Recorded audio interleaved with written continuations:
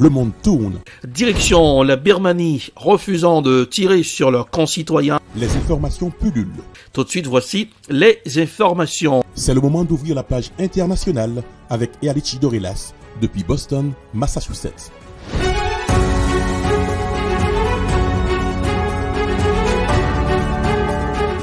Madame, Monsieur, bonsoir. Troisième sortie de la page internationale au Grand Journal du 14h depuis la newsroom dans la capitale des grandes universités du monde, Boston, Massachusetts. Ealichi Dorelas pour présenter la page internationale. Jacques Mel pour le Grand Journal. Journal François Roubans assure les manœuvres techniques. Bonsoir aux auditeurs de la radio évangélique Hosanna 102.3 FM à Jacques Mel. Les pays membres de l'ONU débattent ce mercredi 12 octobre au sein de l'Assemblée générale sur une résolution présentée par l'Ukraine et co-rédigée par l'Union européenne que les Occidentaux espèrent permettra de démontrer l'isolement de la Russie du président Vladimir Poutine sur la scène internationale. Voici un reportage à signer France 24. À l'Assemblée générale de l'ONU, les débats ont commencé dans un contexte tendu. Un peu plus tôt, la Russie a bombardé plusieurs villes ukrainiennes, dont la capitale Kiev. En lançant des attaques de missiles sur des civils dormant chez eux ou se rendant au travail, sur des enfants allant à l'école, la Russie a encore une fois prouvé qu'elle était un État terroriste que l'on doit dissuader de la plus forte des manières. Un argument de plus pour convaincre un maximum d'États membres de voter la résolution condamnant l'annexion récente de 4 régions ukrainiennes par Moscou. Un texte à l'initiative de l'Ukraine et de l'Union européenne et soutenu par les États-Unis avec un double objectif. Souligner l'illégalité des référendums lancés par Moscou au regard du droit international, mais aussi démontrer l'isolement de la Russie. En mars dernier, 5 pays, dont la Russie, avaient voté contre une résolution exigeant le retrait des forces russes de l'Ukraine. 35 pays, dont la Chine, s'étaient alors abstenus.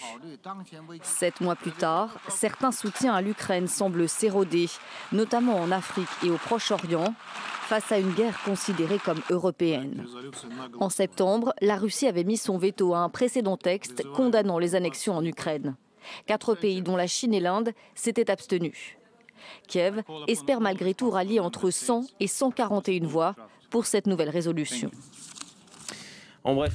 Alors que l'Assemblée générale de l'ONU doit voter ce 2 octobre un texte pour condamner les récentes adhésions à la Russie, Vladimir Poutine rencontrera demain son homologue turc Recep Tayyip Erdogan à Astana, la capitale du Kazakhstan, où se trouve déjà le ministre russe des Affaires étrangères Sergei Lavrov. Les précisions d'Antoine Cléros depuis Astana, le reporter de RT. Oui, tout à fait. Le président russe compte faire une proposition à son homologue turc, à savoir que la Turquie reçoive les volumes de gaz qui ne peuvent désormais plus passer via la mer Baltique. Et ce, avant de redéployer ces mêmes volumes de gaz vers la Turquie, pour ensuite que la Turquie les redéploie vers l'Europe. Je vous propose d'écouter un morceau du discours de Vladimir Poutine. On pourrait aussi déplacer vers la région de la mer Noire le volume perdu du transit par les gazoducs Nord Stream traversant le fond de la mer Baltique. Et faire donc en sorte que les livraisons de notre carburant et de notre gaz naturel vers l'Europe via la Turquie soient les itinéraires principaux de transport. Créant en Turquie le plus grand hub de gaz pour l'Europe, si bien sûr nos partenaires y sont intéressés. Cette proposition, cette invitation survient à la veille de la rencontre donc confirmée entre Recep Tayyip Erdogan et Vladimir Poutine ici à Astana. Et nul doute qu'on en saura davantage sur le sujet à l'issue de leur pourparlers de ce jeudi. Justement, qu'en est-il de cette première journée de ce sommet à Astana ? Oui, bien, le ministre russe des Affaires étrangères est bien arrivé dans l'après-midi dans la capitale kazakh. Il a d'ores et déjà eu un entretien avec son homologue arménien où il a sans nul doute été question de la situation toujours très tendue dans le Haut-Karabakh. Sergei Lavrov a ensuite participé à une réunion des ministres des Affaires étrangères de la CEI, la communauté des États indépendants. Vous le savez, ce sont ce groupe de pays qui rassemble les ex-pays du bloc soviétique.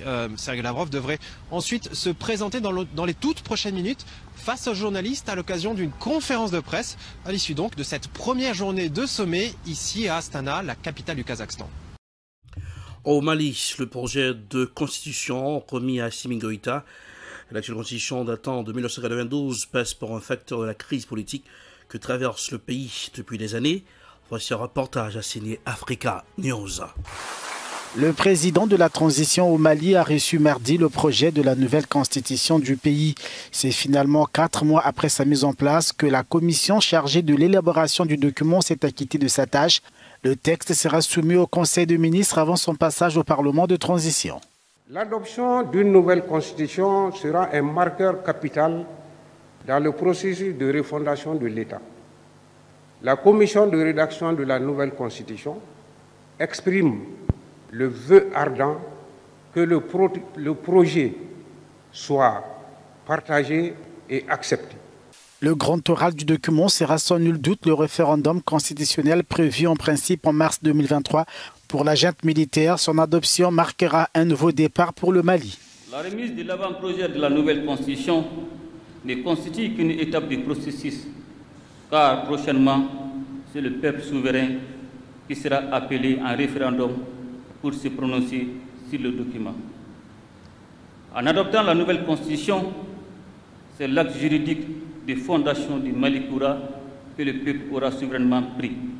Outre le scrutin constitutionnel, les élections législatives et présidentielles sont aussi attendues pour un retour à l'ordre civil dans le pays, mais il faudra attendre, théoriquement au moins, jusqu'en 2024.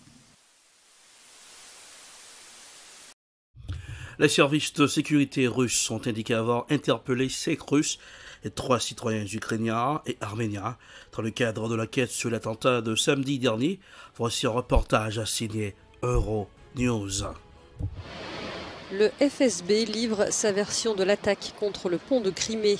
Les services de sécurité russes ont diffusé ces images d'un camion qui serait impliqué dans l'explosion organisée selon eux par les renseignements militaires ukrainiens. Un communiqué fait état de 8 arrestations, 5 Russes et 3 citoyens ukrainiens et arméniens. Selon le FSB, les explosifs ont été cachés dans des palettes de rouleaux de film plastique. Ils auraient été envoyés par bateau du port d'Odessa en Ukraine vers un autre port en Bulgarie, avant de transiter par la Géorgie et l'Arménie pour arriver par voie routière en Russie. Le pont traversant le détroit de Kertch est un axe clé et symbolique reliant la Russie à la péninsule ukrainienne annexée par Moscou en 2014. La puissante explosion de samedi dernier l'a fortement endommagée. La circulation routière et ferroviaire a depuis repris partiellement. Dans 2 autres communiqués, le FSB a par ailleurs affirmé avoir déjoué 2 tentatives d'attentat en Russie, également imputées aux services de sécurité ukrainiens. Avant de fermer cette page internationale, zoom sur le monde. Que se passe-t-il dans le monde? Retrouvons nos confrères de Radio Courtoisie. La question qui a été posée: est-ce que l'Occident est le plus grand obstacle de la paix en Ukraine? Écoutons un extrait de l'émission. Je rappelle aussi que c'est une chose qu'on n'a pas beaucoup dit dans les médias, mais qu'en 2015, la marine suédoise a neutralisé un drone sous-marin. Alors, quand on parle d'un drone sous-marin, on parle quand même d'un petit sous-marin, hein, c'est 4 mètres de long à peu près, c'est quelque chose d'assez volumineux quand même.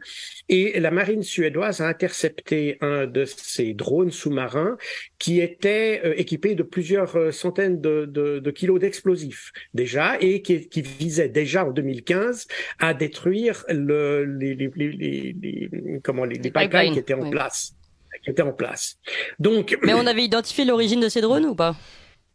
Alors, on sait qu'ils sont occidentaux, mais les Suédois n'ont pas divulgué la nationalité des pays. Mais on sait qu'ils sont occidentaux.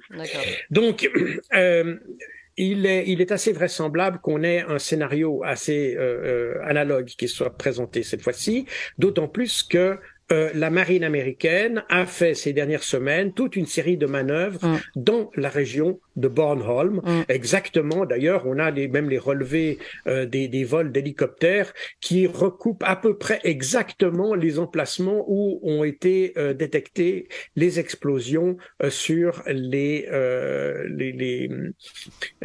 deux gazoducs, ou les 3 gazoducs. En fait, il s'agit de 3 gazoducs qui ont été touchés. Donc, là, vous parlez du détachement expéditionnaire de navires américains, c'est ça, qui était dirigé par notamment le Kearsarge.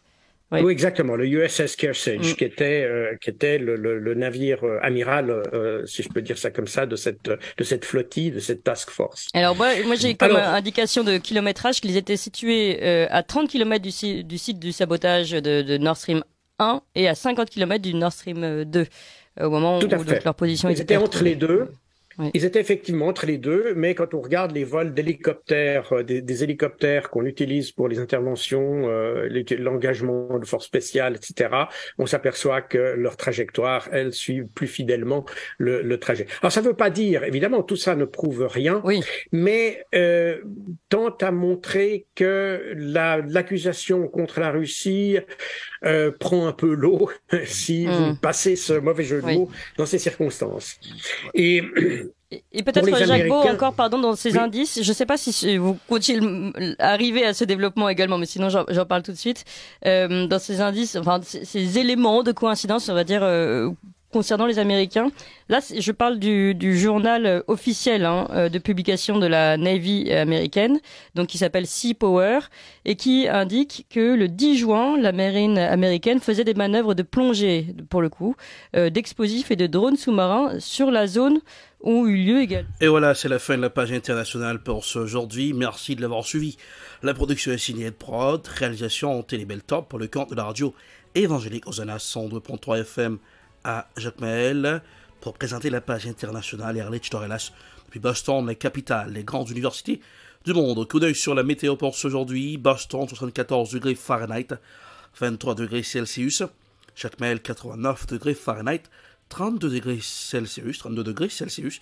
Ouais, du soleil pour dans Boston, 74 degrés, ça fait du bien quand même. Bonsoir Joannel, bonsoir Rubens, bonsoir aux auditeurs de la radio évangélique Hosanna 102.3 FM à Jacmel. Passez un excellent mercredi. Compagnie de la radio, bonsoir, à demain. C'était la page internationale avec Erlich Dorelas.